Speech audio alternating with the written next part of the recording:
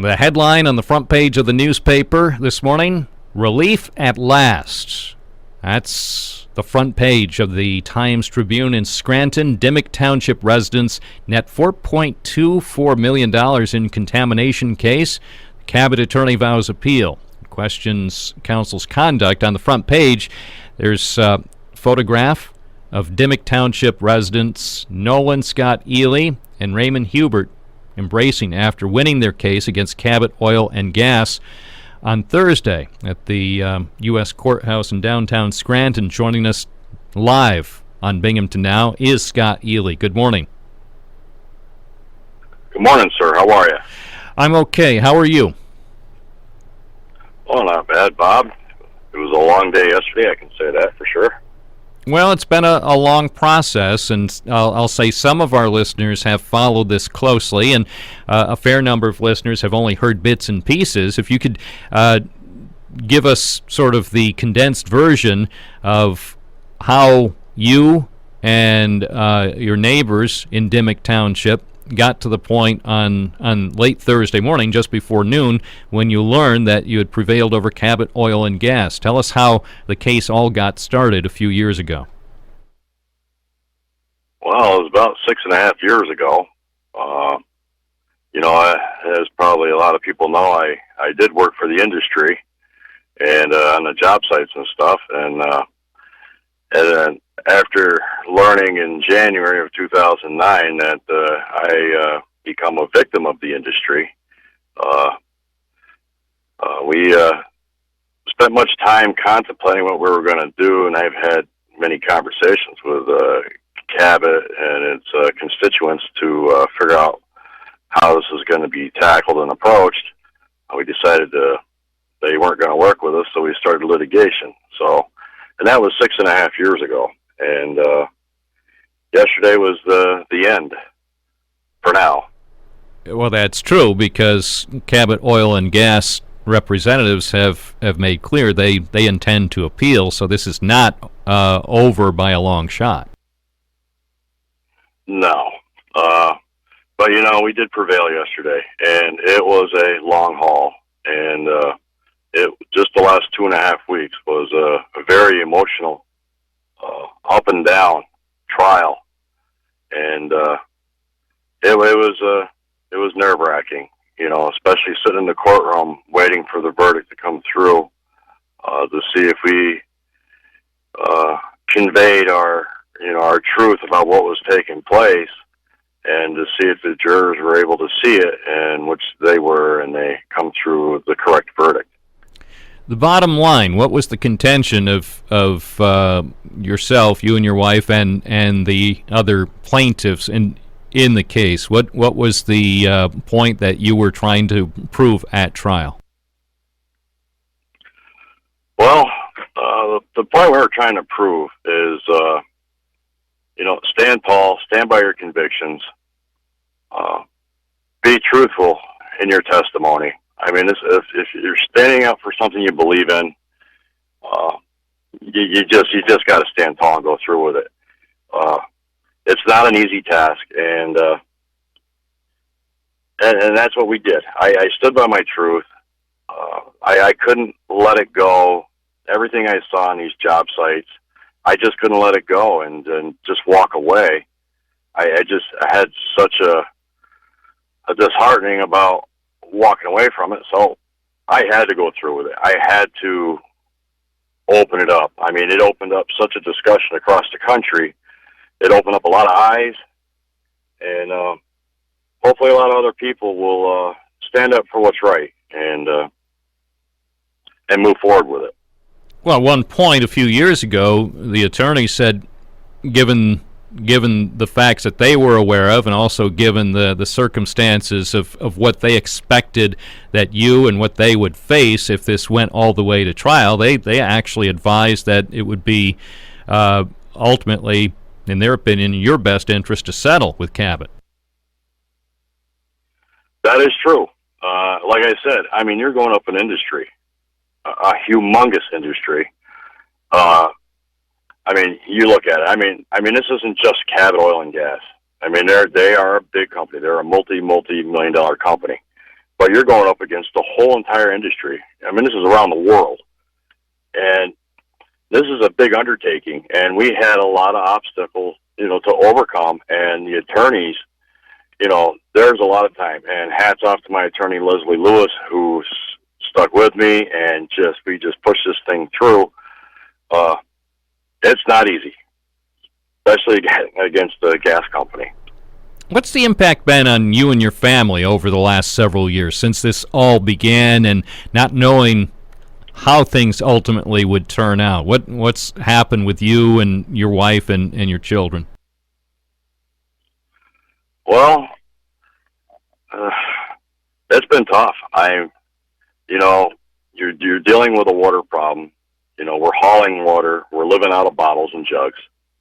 And, you have a wife that's like, should we be living here? I was born and raised there. The property has been in my family's name, since the 1800s. I just have so much attachment to it. I lost my mother when I was 16 to a drunk driver. I was so tied to this property, and I just couldn't see walking away from it. Especially, I didn't cause the problem. I saw who caused the problem. I was on the job sites. I seen what was going on. Why should I just throw it all in on something I had nothing to do with, and it was all the fault of Cabot Oil and Gas? So, yeah, there's been many discussions with my wife and my family, and it has not been easy for my kids to live through all this. Does that answer your question, Bob? It does. It does. The thing that also is striking, as you said, having initially been part of the industry and then having a change of mind. Tell me a little bit about that process as you came to a different conclusion or different understanding of what was right in this case. Well, here I'm working for the industry, and I'm looking out for their best interest. And we're trying to address, if we had spills or whatever, I would try to bring it to the proper authorities to address the problems. So here I am working for a company that's, extracting gas out of the ground and going to all my neighbors and, people around the area, and we're putting these pads in and drilling holes and extracting gas. And then to become a victim of it, and then, when you're working for them, you're thinking, well, geez, they're going to take care of this. I am an employee. I am looking out for their best interest. And it just all went sour. They're not looking at you as an employee. They're looking at their ultimate goal, which is extracting the gas. There's casualties doing it, along the way. And they don't look at you as somebody they care about. You're just a worker. It was disheartening. It totally opens your eyes.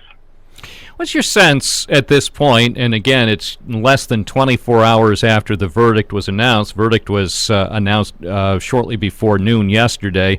What's your sense at this stage what this might ultimately mean for fracking in the United States? And again, we have no idea how the appeal process will go in coming months and maybe coming years. But do you think that even with the verdict that was announced around midday in Scranton yesterday, that it still is likely to have an impact on high-volume hydraulic fracturing in this country?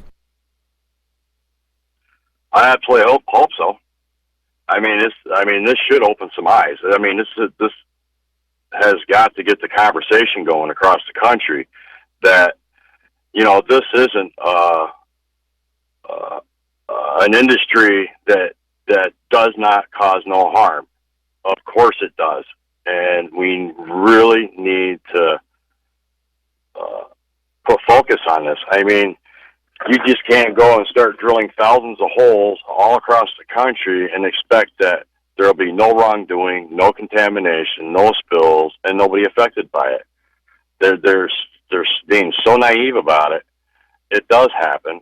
It happens every day, and it just keeps getting swept under the carpet. And I hope this really opens up the conversation, and I hope legislation and our congressmen are, the American people put a little heat on them about, hey, here's another case. It went through the courts. They were found guilty. They caused problems. You think the Pennsylvania state government will re-examine the way it oversees the fracking operations throughout the Keystone State? Well, I don't think they can walk away from it. I mean, it's obvious. I mean, there's problems out there. I'm not saying every hole they drill in the ground causes a problem, but it really needs to be analyzed. Enough with the cover-ups, enough with stuff being, put aside, and so they can just continue the way they're going. I mean, 6 years ago, this was such a muck on how they come in here and try to extract the gas out of the ground. And then once we start focusing on, hey, there's problems here, they start changing their ways. They started changing the way they were, started to recycle their water on drilling pads and stuff. So, I mean, it started making a change 6.5 years ago. It needs to continue. What do you think might happen in New York State? Right now, fracking's not allowed here, but there's always the expectation at some point Governor Cuomo or a future governor could wind up changing that policy.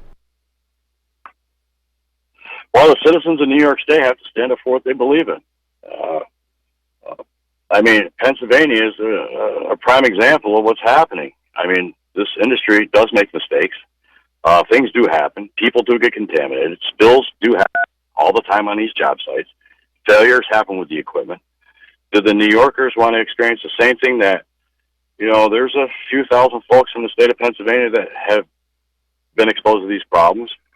I mean, they really have to analyze this. Hey, if you don't need to do it, then don't do it. Scott Ely reacting to the major jury award of more than $4 million for a couple of couples who live in Dimock Township. I appreciate your joining us, and I expect we'll have an opportunity to speak again. Yes, sir.